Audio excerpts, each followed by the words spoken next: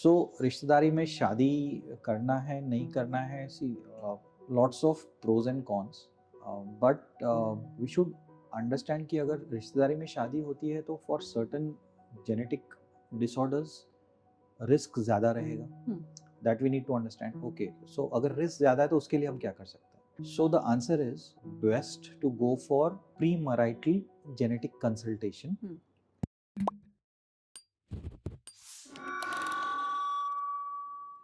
So today we'll try to discuss about very interesting topic.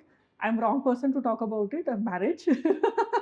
But I have so many good friends. So marriage and genetic counseling, okay, or genetic consultation, or genetics per se, medical genetics. Yeah. So all in that regard, this is what we are going to talk. Now, if you remember previous our podcast, we were discussing about shadi.com to listen to us and make it a mandatory and tie up with us, tie up with you, so that every person, those who are looking for a future spouse, should also understand कि कुंडली के साथ साथ genetic analysis भी करना है. So that is my today's requirement. So let's discuss. My first question is, before we get into this, is there are two terminologies like hereditary and genetics. Okay, so is it same? Is it different? If it is different, how it is different? Okay, so genetics and hereditary, or say inherited. So if you talk of inherited and hereditary, it's the same. So anuvanshik, which is going from one generation to next. So if there is any genetic condition or trait or a disorder, so it is being passed on from parents to children, then to their grandchildren. So this is running in the family. So whatever is hereditary or inherited has to be genetic, but reverse may not be true. So we have understood one fact. So whatever trait is being passed on from generation to generation, that we call as hereditary or inherited. It is genetic. Now reverse is not true. Now when I say genetic, so for example, there could be some disorder or condition which has a genetic etiology, like due to some genetic abnormality, that condition is manifested, or a person is affected with that condition, but it is limited only to that person.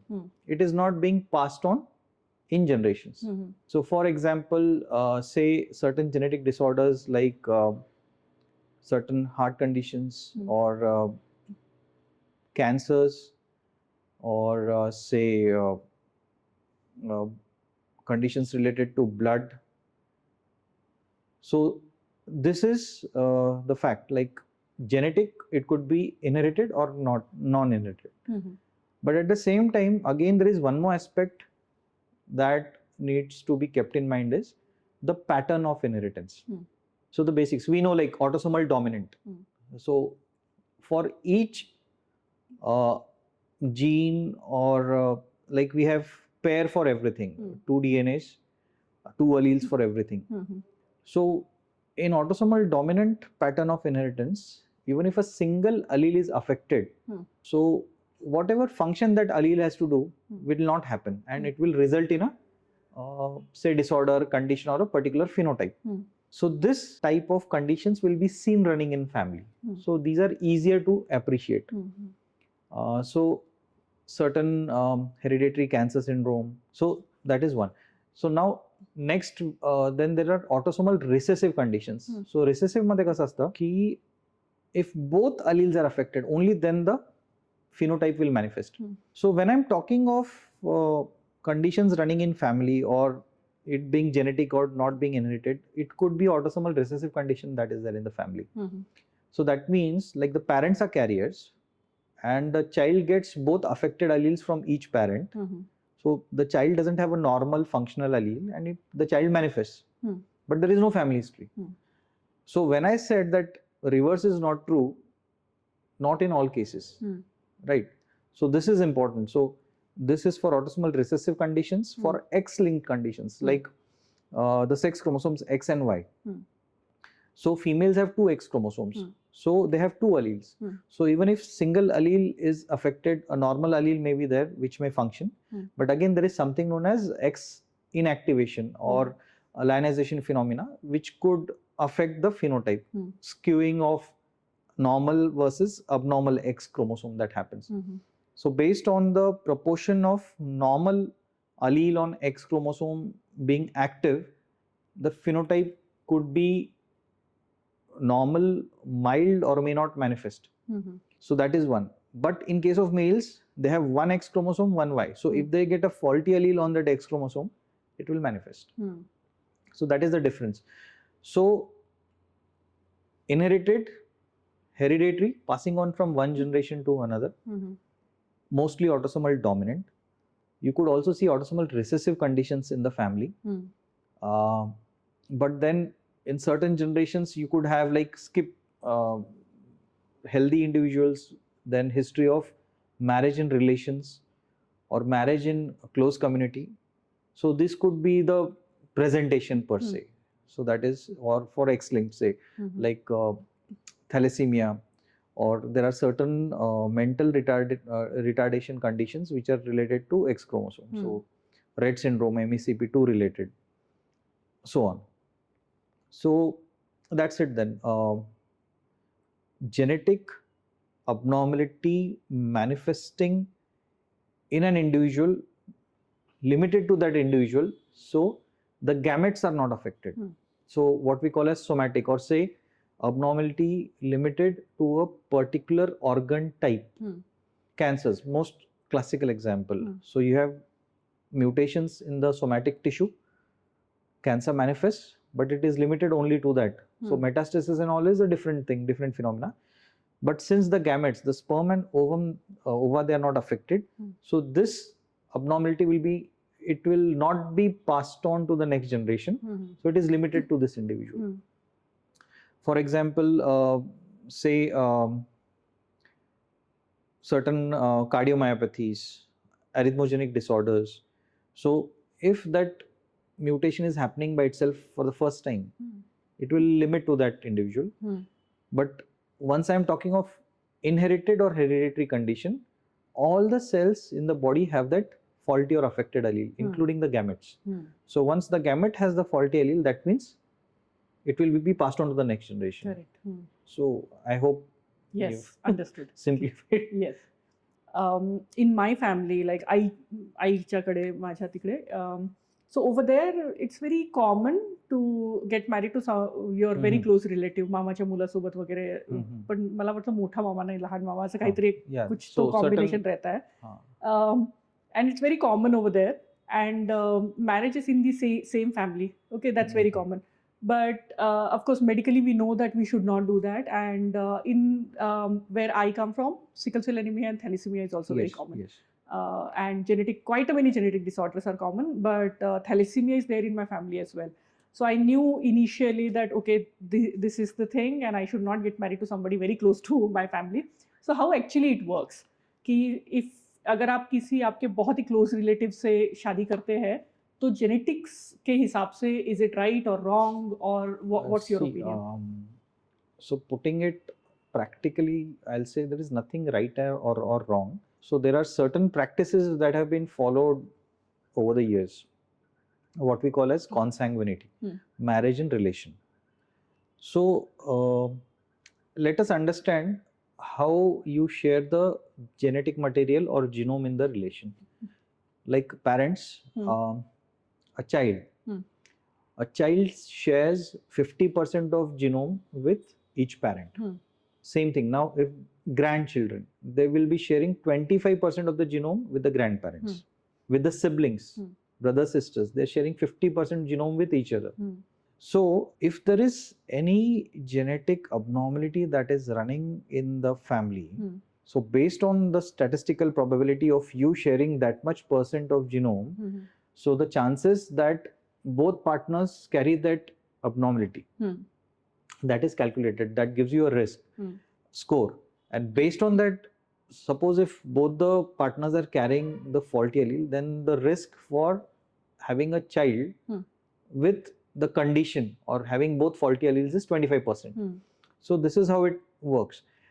And if you talk of consanguinity, like down south, it is almost 30 to 40% marriages happening in south are in close relations. So then the chances of having children affected with autosomal recessive conditions is high. And basically, it comes out because of this, interbreeding.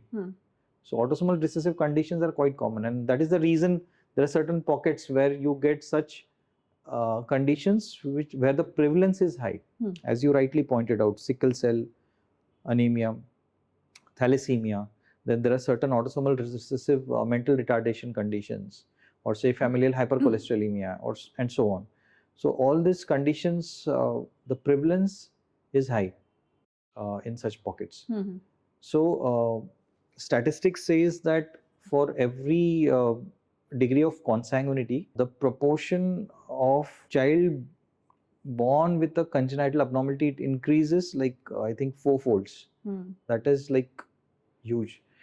So what is imperative, whether you're getting married in relation or even otherwise, we know that certain genetic disorders are common, prevalent in the population. So we should have screening for those conditions. So the point is, if both the partners are screened, and not just autosomal recessive, but for X-linked conditions also, if you find something which warrants attention, then you can counsel the couple, you can prepare them for a pregnancy, and at appropriate time, you can offer them prenatal diagnosis. Maybe CVS at 11 to 13 weeks of gestation, or amniocentesis at 16 completed weeks of gestation.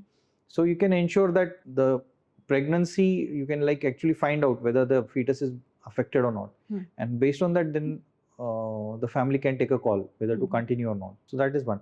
In reproductive medicine, we have gone a step ahead now. So if autosomal recessive condition, or say X-linked condition, or any genetic disorder is there in the family, so what we discussed was prenatal diagnosis by CVS or amniocentesis. But the major limitation here is like, suppose we find out that okay, the fetus is affected with say a significant mental retardation condition, the quality of life is going to be very poor, many complications, or complex congenital heart disease, or say conditions to do with the kidneys which could be fatal perinatally or immediate postnatally, and so on. So in such conditions, actually there is no medicine or cure that you could treat the fetus in utero, or immediately after delivery you could manage or do something. So in such cases, the only option that remains with the couple is going for a medical termination. So the counseling and the consultation has to be very proper. So right before, even before going for the testing, the pre-test counseling needs to be done properly. The couple needs to be counseled, they need to be explained everything, and all possible scenarios which could result from the test report, they should be discussed in detail even before going for the test, so that they are aware, okay, what could be the possibilities, what challenges could be there in decision making later on. Are they prepared for it? Only then they should opt for such testing. Now where reproductive medicine has gone a step further is, for such couples where a definite genetic condition is known to run in the family, opting in for in vitro fertilization, that is one. And once embryos are created in the lab, then we do a day 5 embryonal biopsy. We take few cells from the embryos and we test for that particular genetic abnormality on this embryo biopsy. And we screen the embryos. So suppose there are say 2, 4, 6, 8, whatever embryos. Based on the consent with the couple, we test those embryos, and we only select those embryos which don't have this abnormality, and we do the embryo transfer and continue the pregnancy. This is pre-implantation genetic diagnosis. But we need to understand that this is a screening test. Accuracy could be 99% or more. Even with this PGD, we have to do amniocentesis, a definitive diagnostic test at 16 completed weeks. But again, in that situation, the couple is reassured, okay, PGD was done, the test results are there, and now we are doing a confirmation. So in this situation, you are avoiding a pregnancy where affected embryo could be there by screening the embryos in after IVF cycle on day 5 biopsy itself. So that is one major advantage now various labs are doing. So that is something which is unique. But again, we need to understand the limitations that the genetic abnormality in the couple should be found. That is one. Now, genetic abnormality, what we call mutations. There are various types of mutations. So, single nucleotide deletion or large deletion, duplication, large gene rearrangement, chromosomal translocations. So, not all types of mutations can be screened on embryonal biopsy. So, that needs to be understood. So, what type of abnormality is running in the family, that has to be identified, confirmed, and then you do a pre-PGD test. Like before actually going for embryonal biopsy, we mimic the same conditions on control samples in the lab to do the test on lower concentrations of sample. And once that has been standardized for one particular abnormality, only after that we go for PGD. So all this is a well-established process. Sure. So that is the next step. Like you can avoid, the difficult scenario of facing a probable MTP by doing a PGD. Correct. So what we are saying कि अगर आपके close relatives में अगर आप शादी करते हैं तो चांसेस है कि जो भी हेरिडेटरी डिसऑर्डर्स है वो होने के चांसेस ज़्यादा हो जाते हैं. Yes. ठीक है. तो क्या करना है, मतलब क्लोज रिलेटिव्स में शादी होती है, साउथ में यू आर सेइंग कि काफ़ी ये है, even in my side it's very very common.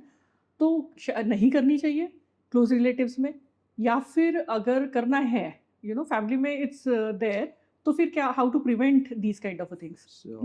Very important and practical question.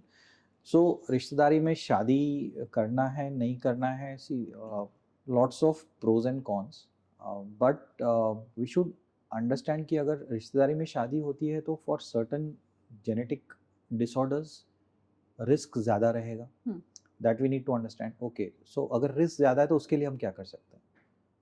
So the answer is best to go for premarital genetic consultation and understand what are the genetic risks. कौन से ऐसे genetic disorders है जिनका next generation, like if they are planning babies, उनमें कौन से genetic disorders का risk ज़्यादा हो सकता है? So there are two aspects. One is where the population prevalence of certain autosomal recessive conditions or say X-linked conditions, the prevalence is high. जो genetic disorders common है population में, उनका screening किया जाए for the couple.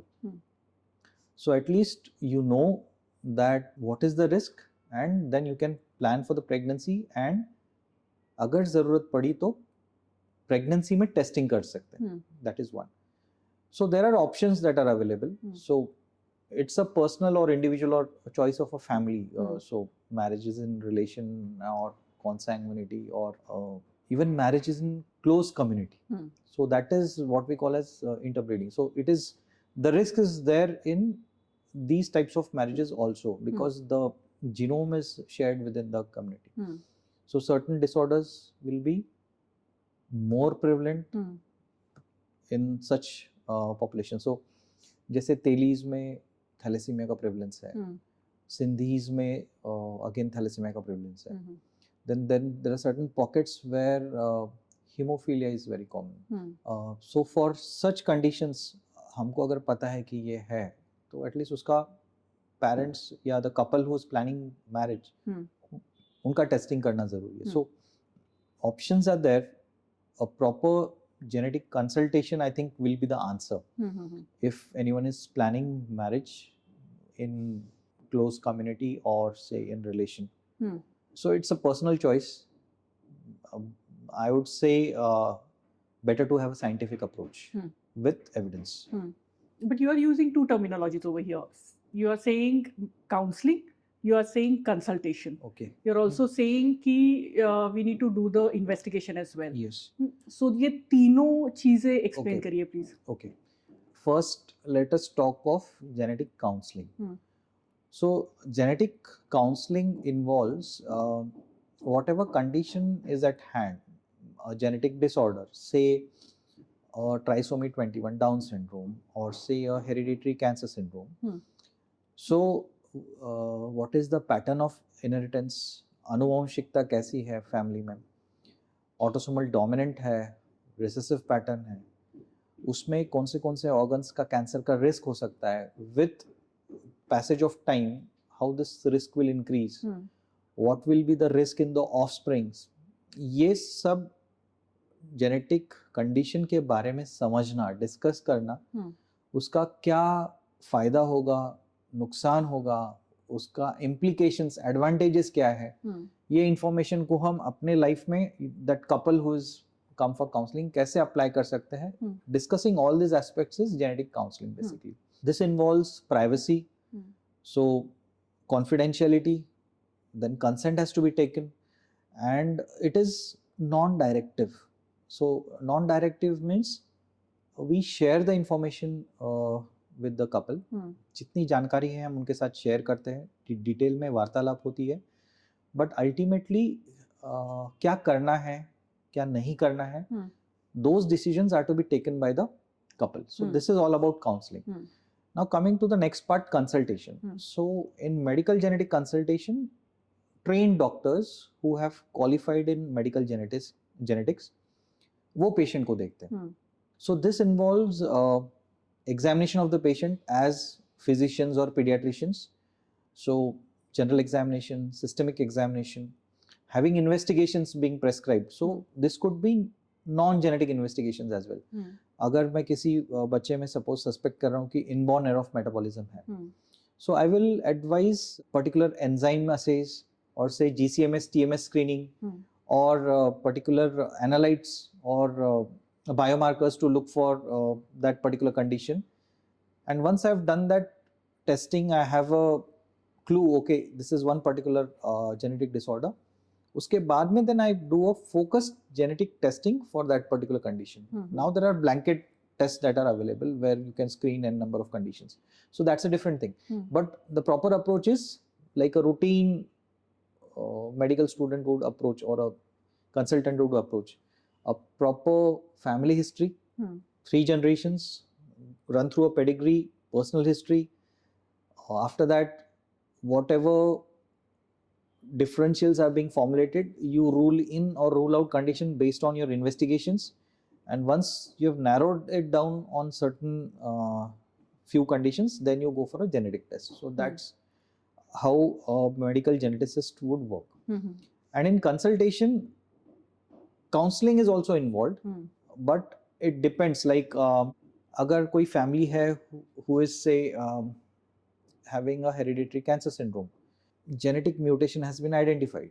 So as a medical geneticist, during the consultation, advising medical genetic test for the relatives who are at risk, this is directive now.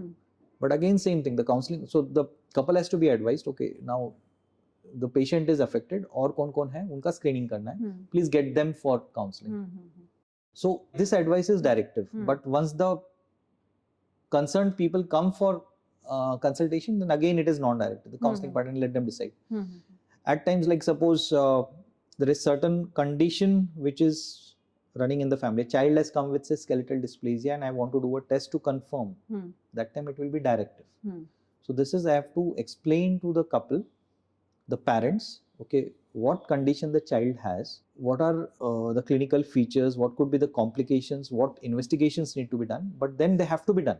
So consultation involves the medical part as well, counseling, and also the management part. So prescribing drugs, medicines, preventive care if it is there, supportive care if it is there, getting involvement of a physiotherapist, psychologist, in certain conditions like say occupational therapy, vocational therapy, and so on. If there are orthopedic complications, orthotics expert, pediatric orthopedics help, and so on. So getting involvement of the entire team. So that is the crux of medical genetic consultation, depending upon what condition I'm dealing with.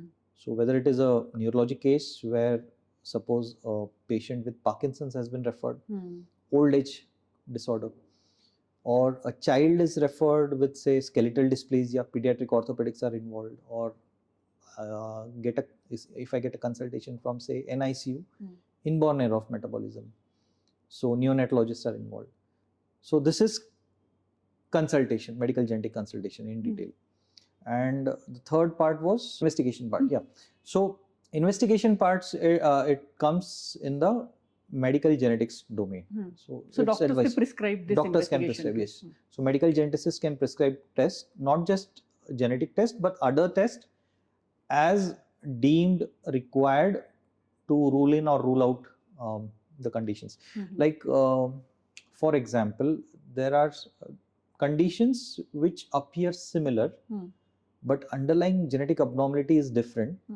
So sometimes you need to do investigations, particularly at the genetic level, to differentiate those conditions, or at times simple, say, a X-ray. So you have skeletal dysplasias which look similar. X-rays could help you differentiate. So whether it is vitamin D deficiency or actually some skeletal dysplasia, X-rays will be a better tool to differentiate. Suppose if I'm looking at a particular mucopolysaccharidosis, so clinically we can differentiate. The best test will be to do an enzyme assay. If I'm seeing a clear cut, okay, this is MPS type 4 or MPS 1, doing an enzyme assay will be a clue. But suppose this clarity is not there and I want to do a test which could differentiate for all at once, then I go for a genetic test. So this prescription for the test comes from a medical geneticist. Correct. So if we look at, like, medical geneticist is looking at identifying what is a problem, to treating it, and when you are curing or providing the treatment and management, counseling is also part of it. Yes. You know, so it's a part of the complete management that we do. Like what I do basically in my clinic or OPD, patient from any specialty gets referred where there is a suspicion of underlying genetic etiology. So whether start from, say, reproductive age, so pregnant woman having abnormalities on ultrasound scan for evaluation, or couple with infertility for a genetic workup, or couple with recurrent miscarriages for a genetic workup.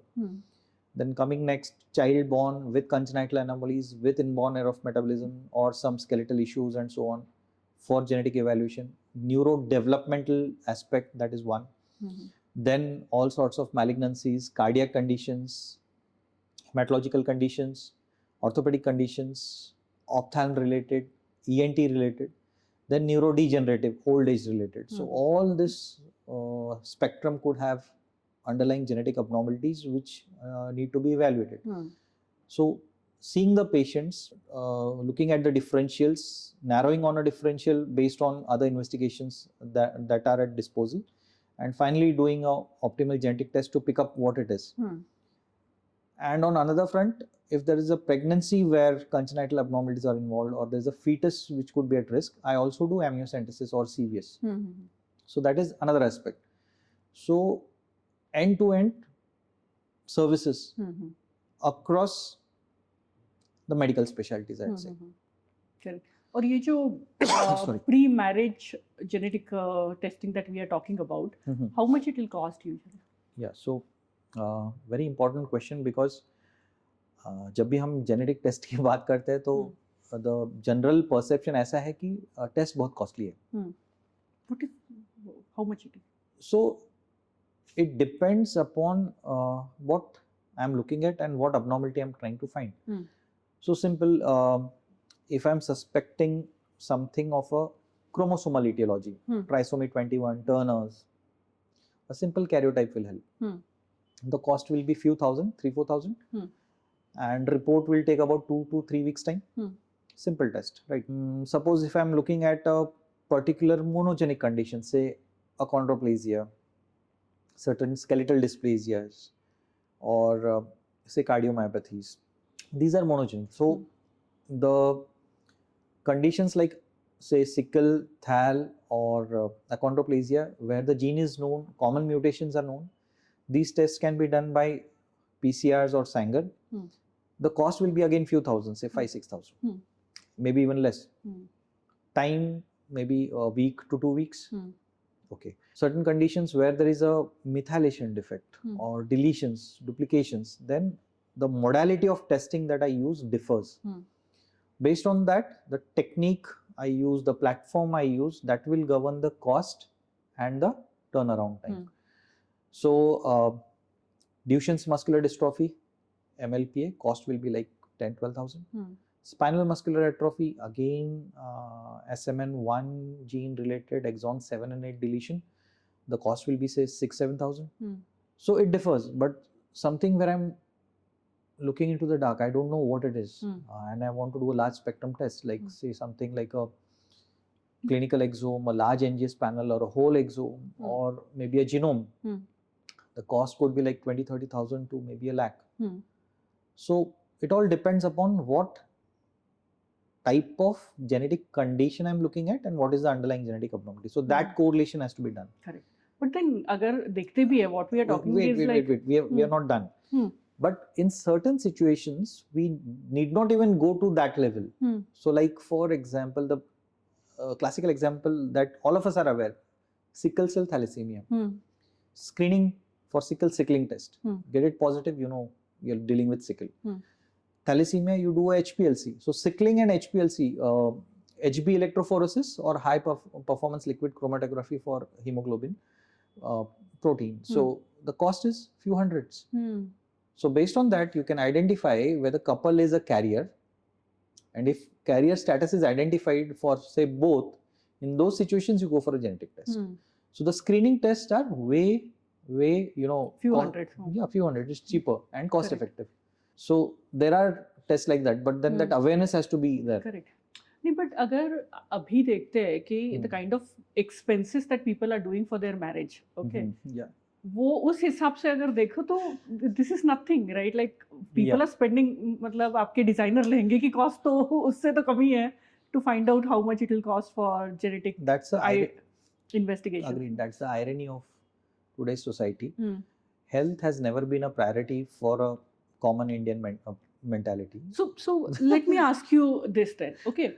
Why we both are sitting here and talking? Like अगर किसी close relatives में शादी हो रही है और हमें पता है कि ये कुछ diseases हैं जो chances बहुत ज़्यादा increase हो जाते हैं, we also know we can screen it, yes, okay, and we can identify कि ये होगे भी या नहीं, आप carrier हो भी या नहीं, आपके बच्चों को आगे जाके problem होगी या नहीं, ये पता है.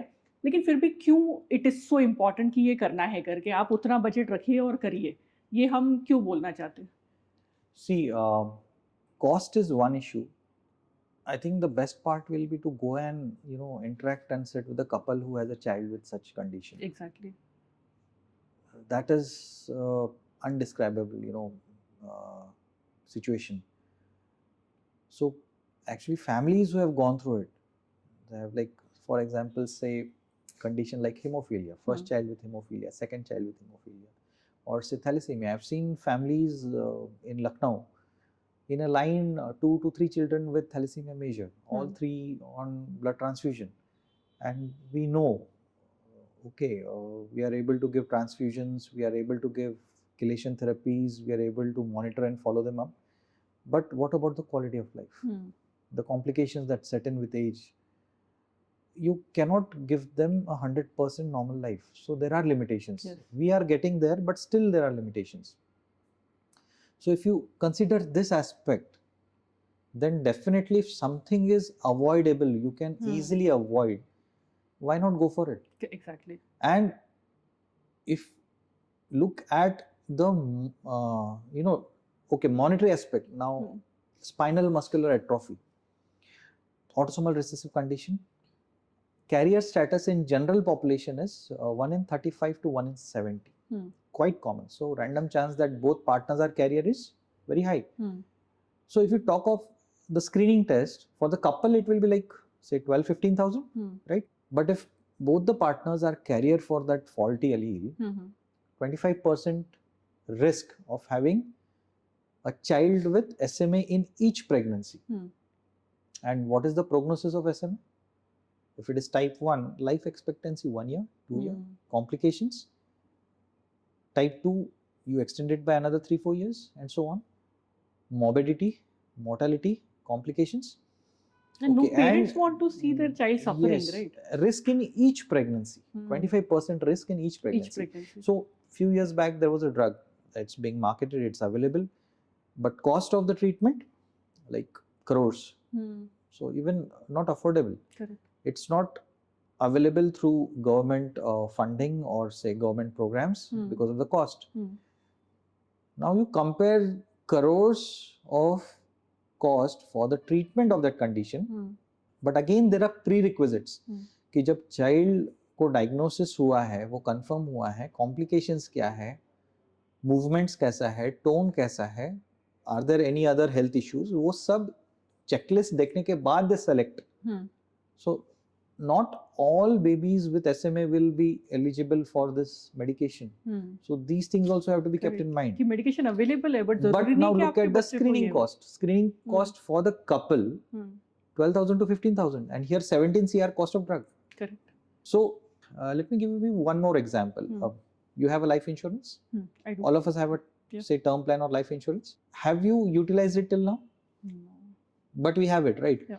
So that's a guarantee or security for us. So same thing for genetic conditions where for those genetic conditions for which the prevalence is high, carrier status can be found out. Why not look for it? Because you can avoid, unfortunate events in your pregnancy. इसका एक funny example देना चाहती हूँ यहाँ पे. I was listening to this podcast and this very famous podcaster, he asked the guest कि कुंडली जो शादी के टाइम पे कुंडली हम लोग करते हैं वो क्या बताती है. तो गेस्ट जो है शिवानी बीके शिवानी जो गुरु है वो उन्होंने बताया कि it will tell you your karma at the stage of at the time of birth where you have not lived the life and you have not created any bad or good things in your life, so your baseline it will explain that. But वैसा ही नहीं होगा. अगर कुंडली में किसी ने बताया है कि इनके साथ बुरा होने वाला है तो ज़रूरी नहीं है हो, because with your good deeds you can actually change what is happening in your life. ऐसे बहुत बहुत अच्छा एक्सप्लेन किया है उन्होंने. But in medical science that's not how it is. When you get to know, अगर आपने इन्वेस्टिगेशन किया है और ये हो सकता है तो वो होगा ही, और आप अवॉइड कर सकते हो तो करिए. आगे जाके फिर नहीं चेंज नहीं हो सकता. If you at all if you go for a marriage, if you do not do the counselling, if you do not do the consultation, you do not identify what are the risks are there, and if you have a child with genetic abnormalities, then you have to allow your child to live with that disease, which you could have avoided long back. Yes. And the treatment and the quality of life, and just not your quality of, not only the child's quality of life, it's your quality of life, it's about the sibling, it's about the family, whole family, right? So वो पूरा जो है वो Karma level पे नहीं solve होगा, ये genetics level पे हो सकता है और वो करना चाहिए, है ना? Yes, absolutely. So something that can be avoided, it is cost effective, it is proven, why not go for it now? Correct. Spinal muscular atrophy is one condition. We talked of sickle thalassemia, that is second condition. Screening is like very cost effective.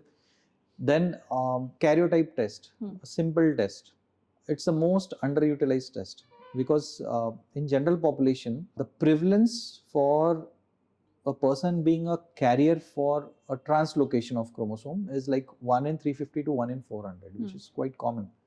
So I think for any couple who's planning say marriage or pregnancy, at least a baseline couple karyotype test should be done. Screening for spinal muscular atrophy of the couple, also screening for sickle and thalassemia, that is one. And one more test I'll say is Fragile X, because again carrier status for that risky allele in females is 1 in 350 to 1 in 400 again. That is also quite common. So actually in Fragile X case, you could have history of mental retardation running in the family on the maternal side, but not always necessary. That is one. If a mother has a pre-mutation and that goes into full-blown mutation, so this is a different type of genetic abnormality at the DNA level, where there are 3 nucleotide repeats at one particular location, like CAG, CAG, CAG. So there is a limit. So if it is lesser than the limit, the gene will function properly. If the limit exceeds, the gene doesn't work properly, and the protein that is being formed will not be formed or will be faulty and will result in mental retardation. So these are certain conditions where you should do carrier screening for the couple. So the point is, awareness is not there. So that is one issue.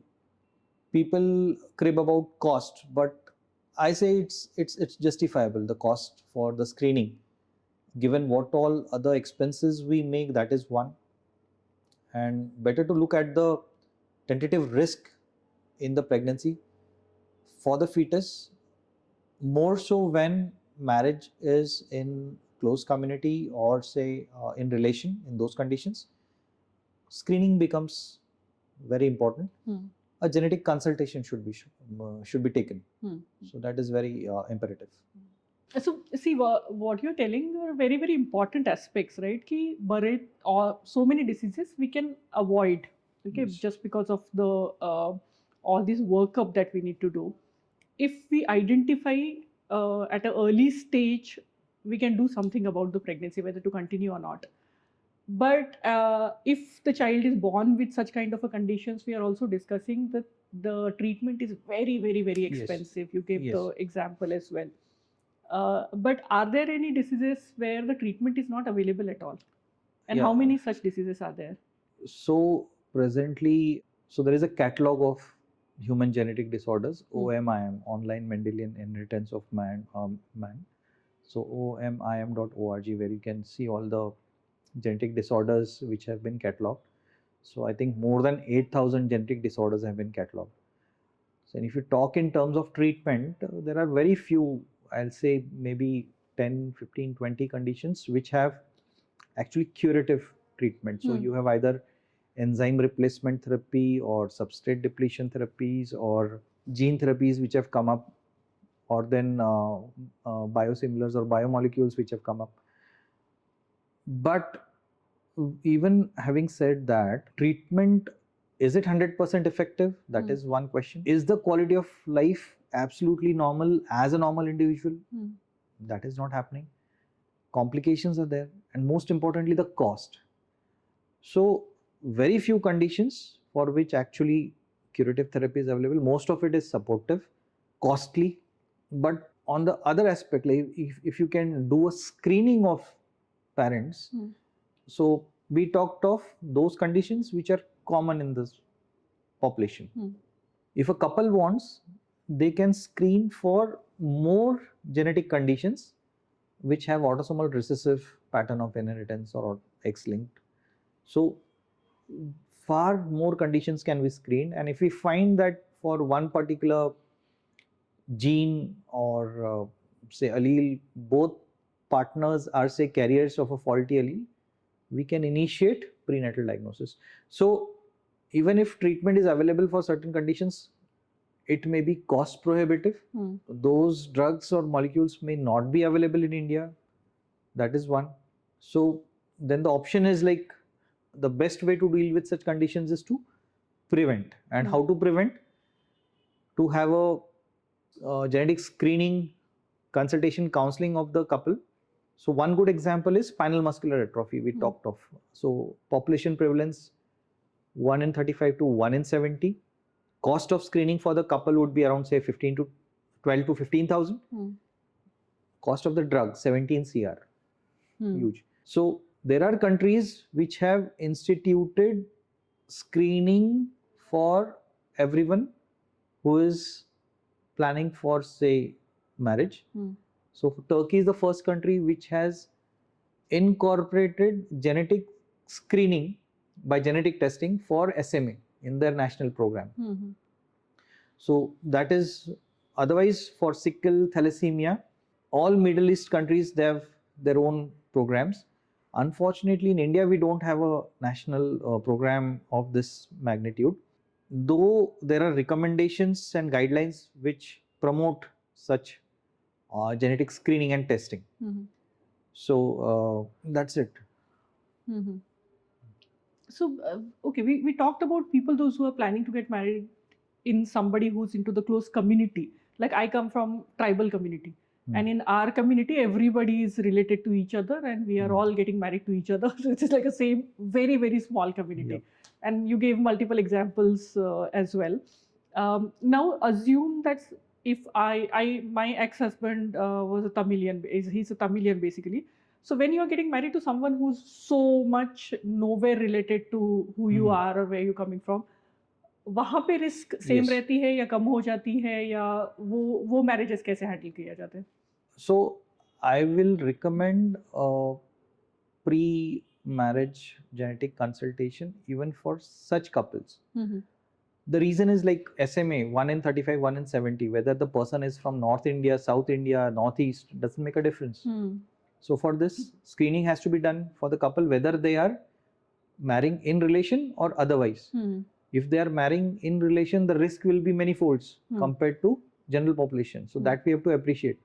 So even for couple, if they are marrying, say, outside the relation, or there is no known relation in the or different communities, even in those cases, genetic screening is recommended. So like in US, each state have their own policy.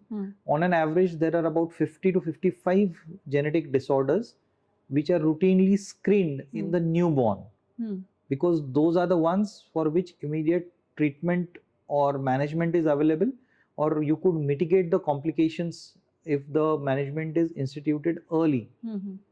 So same thing, but in India we don't have such exhaustive newborn screening programs. So if you know these conditions are common for which, and you know these are avoidable, complications are avoidable, you can institute. So why not screen the parents, identify the risk for for which all conditions the risk is there, and then accordingly take them ahead with, say, a prenatal diagnosis or so on. So why just limit to common conditions? If the couple wants, there are wider tests, larger tests which can help them understand for what all genetic abnormalities they are carriers. So on an average, each one of us carries 1 to 2 disease causing mutations. Right, so this could be a carrier status. So that is why we don't have those clinical features, or we don't manifest. And random chance, like though very rare that both partners have the same abnormality, but if you screen it, you have the information, you have the knowledge, you're wiser to take the decision and a correct decision. Correct. So at what stage they should consider going for the consultation? When they are planning for a baby or when they are planning for the marriage? Good question. I'll say premarital, definitely yes, and prior to planning a pregnancy, a big yes. Most of the times I come across patients who have already into pregnancy, 12 weeks, 16 weeks, or even 5 months and beyond.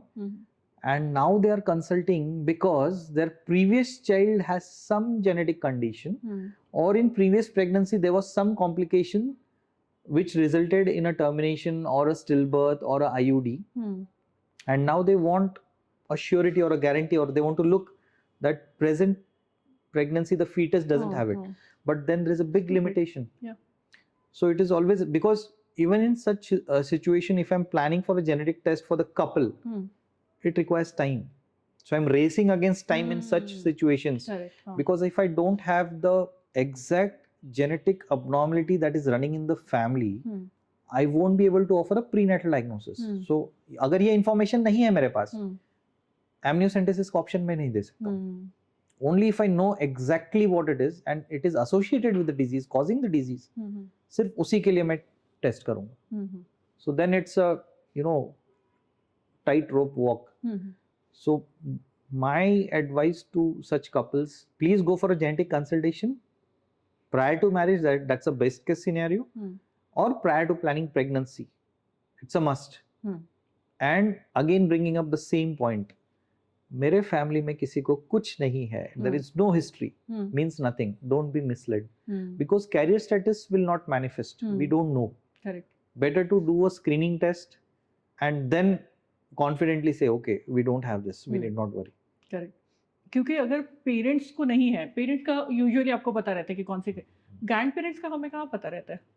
Grandparents, great great grand grandparents, का नहीं, we don't grandparents, have the brothers, history. sisters. Correct. So we might have that information vertically in the pedigree, but horizontal information may not be available the more we go higher up in the pedigree. And this is the reason, like for previous generations where joint family was there, obtaining this history was bit easier. But with the current trend of nuclear families, people are not even connected with their first cousins, forget second cousins. So that information is not there. So that Correct. becomes very important. Correct. So even if you do not have a very obvious family history, you cannot just say कि नहीं है मेरी family में तो मुझे करने की जरूरत नहीं है करके. So that's a misnomer. We should not get carried away.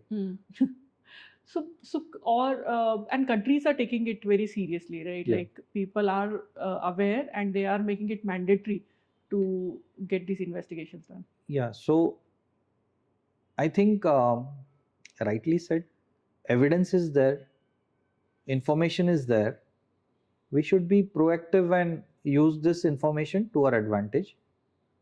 Guidelines, recommendations, the medical bodies, they will formulate it, they will update it, and they will circulate it.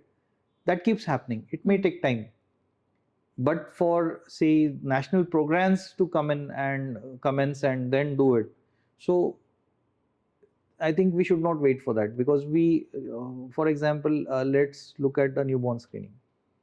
So Modi ji talked of sickle cell. So that's a huge step to create awareness. So we know sickle cell trait, carrier status. There are pockets, geographical pockets, as well as communities where it is common. Once we start screening, we can actually avoid children being born with sickle cell anemia. Yeah. Same thing with thalassemia. So sickle is common, thalassemia is common. Similarly, there are other conditions which are common. So I think if you're doing a workup for one, why leave the others? So it should not happen, okay, you do the screening for say sickle, thal, and end up a child with say Fragile X, and on retrospect you find, okay, that history is there, carrier status should have been picked up. So that becomes an unfortunate event. Correct. And when we talk about national programs and what is there in our country, what is not there, what's there in other countries, we are a very big country, right? We are a huge big country, and it's not easy to do national level programs at such a span with the kind of budget and manpower that is required. But we are very well educated country as well. We are very active on internet kind of a country as well. So if we know and if we are listening to this kind of a podcast or information, I think it's wiser to do it. One point of time, I'm sure that our country will reach to the level where all these screening programs will be in place at the national level, and will reach to that level. But today when it is not there, it doesn't give us an excuse कि मैं खुद investigation ना करूँ करके. So the point is, update yourself, get authentic information on these conditions, have a medical genetic consultation. Information is available on internet. One can Google it. But which of those is authentic representation of the facts? That needs to be understood. So that's why Google, if you know where to look for information, as a medical doctor, I know which websites to refer, what literature to look for. So that's the difference when a doctor does a search on any medical condition. Correct. And a layman does a search. So there's a difference. So better go for a medical genetic consult, visit your doctor, get the information, update yourself, empower yourself with that knowledge, and use it to your advantage. Correct. So assume कि whatever we are discussing for last 1 hour, there are like couples शादी करने का plan कर रहे हैं या baby करने का प्लान कर रहे हैं, और वो लोग ये अगर सोच रहे हैं, इन लोगों ने ये सुना और डिस्कस किया, जो हमने वो सब कुछ सुना है, what should be their first step? उन्होंने आज क्या करना चाहिए? Yeah. So summarizing everything, planning a marriage, irrespective whether it is in relation or not, you're going to your Guruji, Jyotishi for your Kundli. Similarly, please visit a medical genetics specialist for a premarital genetic consult. Have the information, have the consultation, and then decide for yourself. That is one. Some people may be in a phase that they have married and planning a pregnancy. Okay, before planning a pregnancy, even if it is your first pregnancy, before planning a pregnancy, please have a medical genetic consult. That is one. So again, in pregnancy, the entire focus nowadays is on trisomy 21, 18, 13. Okay, with age, the risk is there. But what happens is other genetic abnormalities which may be there tend to be missed or overlooked. So again, this point needs to be addressed. So in such a situation, whenever a genetic consultation is involved, such skewing of investigations or that can be avoided. So sometimes hydrops, very common example. What could be the causes leading to hydrops? Hydrops fetalis. So it's a condition where the fetus in utero has edema all over, there is growth retardation, and we know that outcome is not good. Right from chromosomal rearrangement, chromosomal imbalances, to large deletions, duplications causing syndromes, to monogenic conditions affecting the heart, the skeletal system, mucopolysaccharidosis, lysosomal storage disorders, inborn error of metabolisms. So many conditions could result in hydrops fetalis. Another is like thalassemias, alpha thalassemia and so on. So many conditions. But if we just take as head drops, the workup is not done. We don't know, okay, next time empirical risk for next pregnancy is 25%. But this is empirical risk. We cannot offer prenatal diagnosis till the time we have the exact molecular etiology. One clinical picture, but so many underlying molecular abnormalities. So until unless you do a genetic consult, do a testing, or at times where fetal autopsy is required and you investigate, you won't know what exact genetic disorder you're dealing with. So getting to the root cause is very important. So coming back to the couple, premarital, pre-marriage, prior to pregnancy, or even if pregnancy has happened and you have not had a medical genetic consult, please have it, because still time may be there to look for appropriate conditions and screen, and accordingly then proceed. That is one. Now, my last question about the same thing is, fair enough, like probably there are good number of people would listen to this. What about like doctors, those who are listening to us? We know that there are very few medical geneticists are there in India. Not in every city और छोटे गांव में वगैरह medical geneticists available नहीं है, but normal doctors है और हम लोग अपनी फैमिली डॉक्टर्स के पास जाते हैं ट्रीटमेंट के लिए या डिस्कशन करने के लिए, मैरिज के पहले भी जाते होंगे इसके लिए. So what is the message to the doctors, how they should convince families and potential people, those who want to get married, and what kind of how they should explain this to them? The basic point is, certain genetic disorders, the prevalence is high. We need to focus on that. I think any physician or even an MBBS doctor can explain sickle cell anemia, yes. thalassemia, Yes. To the couple. So even the screening test can be explained, the utility can be explained. When it comes to genetic aspects, at least I think, so medical geneticist may not be available, but then counselors can be of good help, because understanding the patterns of inheritance, the risk with each pregnancy, those aspects can be very well covered in a genetic counseling session, or maybe online consults. With COVID, this trend has come up. So now that barrier is not there for even the patients or people in the rural or remote areas. So that option is also there. Do you do online consultation? Yeah, I do. Okay. Online. So great, huh? So that option is also there. And clinicians, like whatever information they can discuss at their level, they should. And for any queries which they think requires a judicious approach, should be referred for a genetic consult. Correct. And even if I won't expect all the doctors to study this so much. Especially if you are practicing for many years and all, you may not be keeping yourself updated with what's going on and other things. But the best part about is the online consultation. You can anytime just Google, or you can go to Instagram, social media, anywhere, and the information is there. You can book the online consultation, and you can Yes. talk to the most qualified and most relevant doctor for that specialty in India. Yes. So that's the best part, I think, Yeah, I for think. us.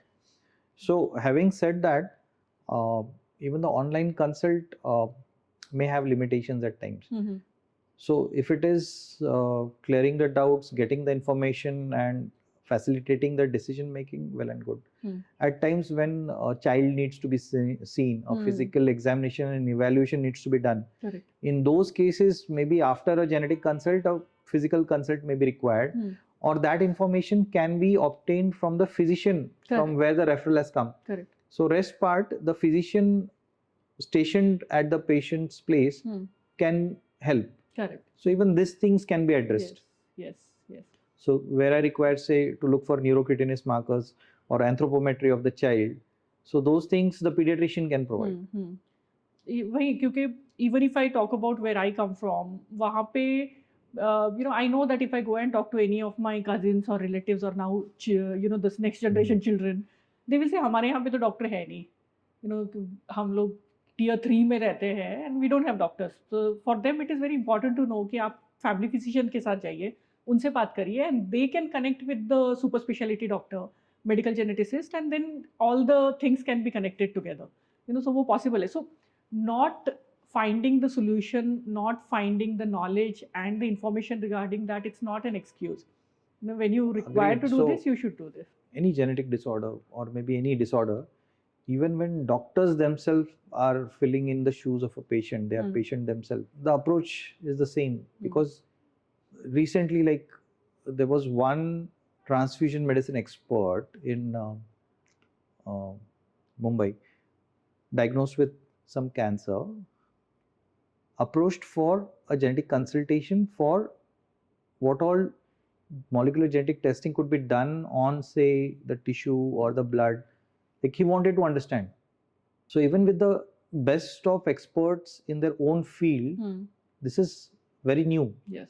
And we have to understand things, obtain information, discuss it, to apply it. So that is the fact we should, appreciate. No, I think this is, I think I'll also create some content regarding what all genetic diseases are there, how they are being treated, and what's the quality of life of patients. If there are people, those who are suffering from, or if there anybody in their family, those who are living with any genetic disorder, they want to connect with us, tell their story, which will help to increase more awareness regarding the conditions. Will be so fortunate, so they can hear it from the people, those who are actually going through all that problems. So there is a rare disease organization of India. So that profile page is available on LinkedIn. So many patient families who have child affected or patients, they are connected. So it's a patient support group, patient group. I think that is a very good platform to obtain such information. Correct. That is one. Yeah, we'll reach out to them and we'll see if we can invite them to tell them. And thank you so much. Thank you so much for your time. And I think we have covered a very, very important topic. I hope it will create more awareness, and more people should reach out to you for their consultation. Thank you so much, Doctor. Thank you.